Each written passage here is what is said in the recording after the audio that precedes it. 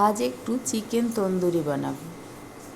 চিকেনের লেগ পিসটা আমি লেবুর রস, লবণ, আদা রসুন বাটা আর কাঁচা লঙ্কা বাটা দিয়ে ম্যারিনেট করে রেখে দেব।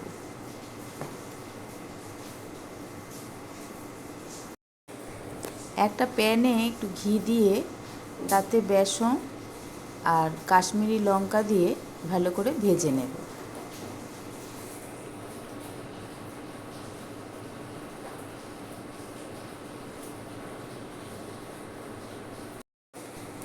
এখন একটা বাটিতে সর্ষের তেল আর কাশ্মীরি লঙ্কা দিয়ে খুব ভালো করে মিশিয়ে নেব। এরপর আমি তন্দুরি মশলা, ধনে গুঁড়ো, জিরে গুঁড়ো আর গরম মশলার গুঁড়ো দিয়ে ভালো করে মেশাবো। আর দেবো এর সঙ্গে টক দই। টক দইয়ের জলটা আমি আগে থেকে ঝরিয়ে রেখেছিলাম। আর এর সঙ্গে মিশিয়ে দেব বেসনের মিশ্রণটা। ম্যারিনেট করা চিকেনটায় এই মশলাটা খুব ভালো করে মাখিয়ে নেব।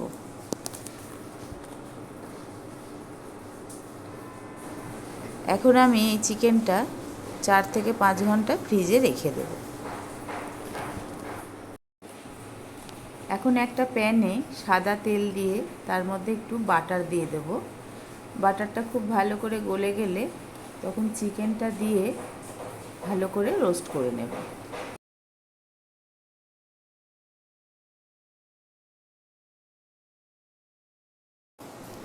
দশ মিনিট হয়ে গেছে। এখন আমি উল্টো দিকটা আবার রোস্ট করে নেব। ম্যারিনেশনের যে মশলাটা আছে ওটা আমি ওপর থেকে আবার দিয়ে দেব। যেহেতু তন্দুর নেই তাই আমি এটাকে গ্যাসেই ভালো করে টোস্ট করে নেব।